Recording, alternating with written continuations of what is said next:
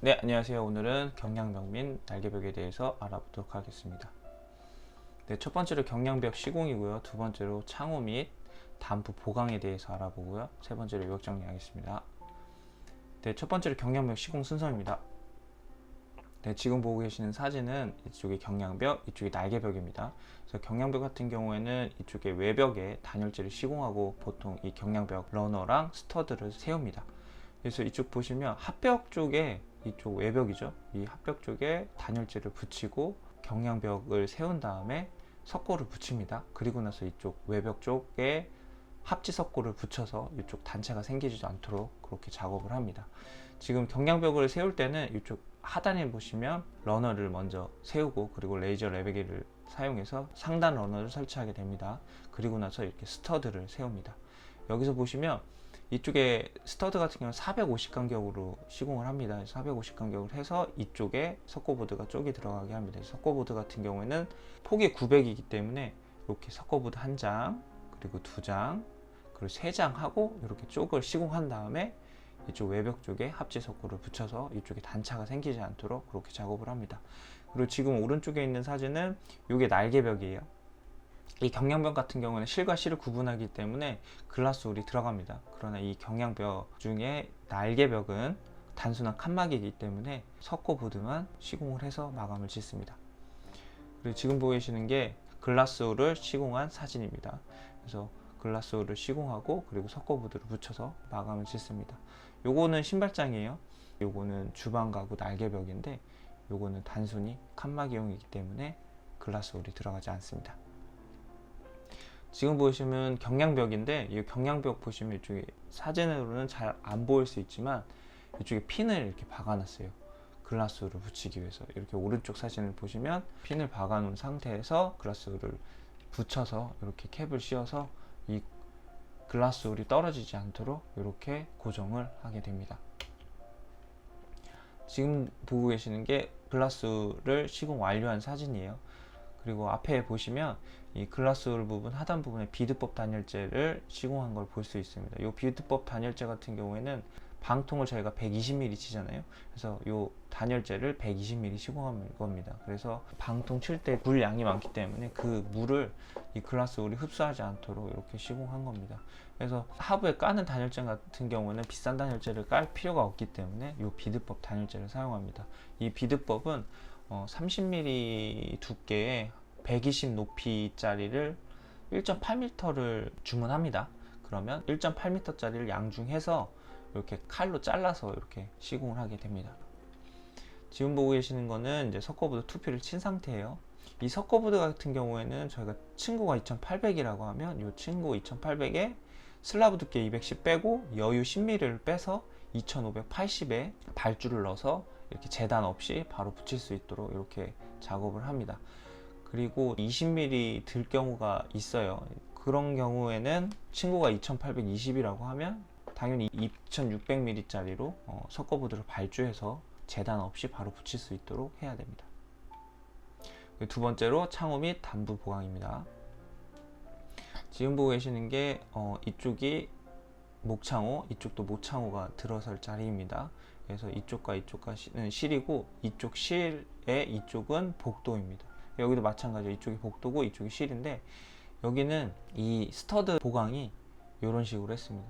디귿자 더블 보강을 하고 이쪽에 용접으로 태그를 해야지 기둥처럼 형성이 돼서 강성을 갖게 되는데 요 단부 같은 경우는 이런 식으로 했고요. 그리고 이쪽 목창호 쪽은 겹침 보강을 했습니다. 스터드를 세우고 그리고 러너를 한 번 더 했습니다. 피스를 박았을 때 철판이 한 겹인 것보다 이제 두 겹일 경우가 이제 강성이 더 세기 때문에 이런 식으로 보강을 합니다. 강성은 이 더블 보강이 가장 크고요. 그 다음에 이제 겹침을 주로 합니다. 근데 창호 같은 경우에는 목창호 가틀도 세우기 때문에 고정할 수 있는 러너랑 스터드를 겹침해서 공사할 때 좀 편의를 주는 것 같습니다.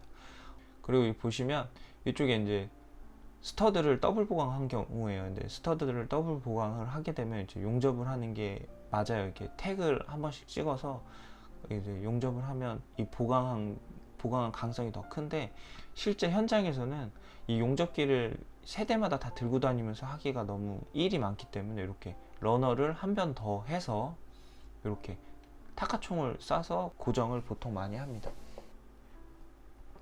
지금 보고 계시는 거는 여기가 가구 날개벽이에요. 이 날개벽 부분에 이제 주방 가구가 이렇게 세우게 되는데, 이 주방 가구 중에 이 휠라가 있어요.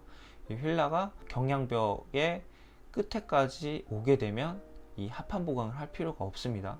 근데 요거는 휠라가 여기서 끊어졌죠. 그래서 이 부분은 파손 주의도 있고, 이 모서리 부분 처리도 그렇고 보통 합판 보강을 합니다. 이 부분 같은 경우는 이것도 경량벽인데, 이 경량벽은 가구 문틀이 들어가요. 그래서 굳이 합판 보강을 따로 할 필요는 없습니다. 지금 보고 계시는 거는 바닥 러너를 설치했는데, 이렇게 에어컨 배관이나 전기 배관 등이 이제 겹쳐서 이렇게 러너가 끊긴 부분이 있어요. 이런 거는 콘크리트 건을 사용해서 이렇게 못을 많이 좀 박습니다. 콘크리트 못을. 그래서 이 러너가 흔들림이 없도록 이렇게 작업을 하셔야 됩니다.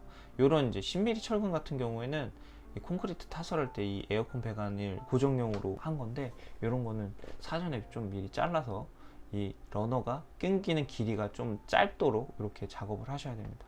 위 상단 부분인데, 요거는 스터드 사이로 이제 배관이 좀 많이 들어간 경우에요. 이런 거는 본공사 할 때는 몰리지 않도록 이렇게 작업을 하셔야 됩니다. 지금 보고 계시는 건 주방이에요.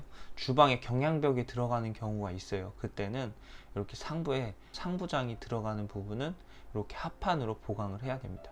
보강을 이런 식으로 하지 않으면 상부장에 상을 걸 때 합판에 하는 게 아니라 이제 허당에 하거나 석고보드에 하게 되죠. 그러면 상부장이 떨어질 위험이 있습니다. 그래서 반드시 이렇게 합판 보강을 하셔야 됩니다. 그리고 여기는 석고보드 2P를 쳐놓은 상태예요. 그래서 이 합판 들어간 데는 석고보드 1P만 더 쳐지겠죠. 그리고 여기는 석고보드 2P가 쳐지고, 그래서 이렇게 작업하면 이렇게 마감을 깔끔하게 할 수 있습니다.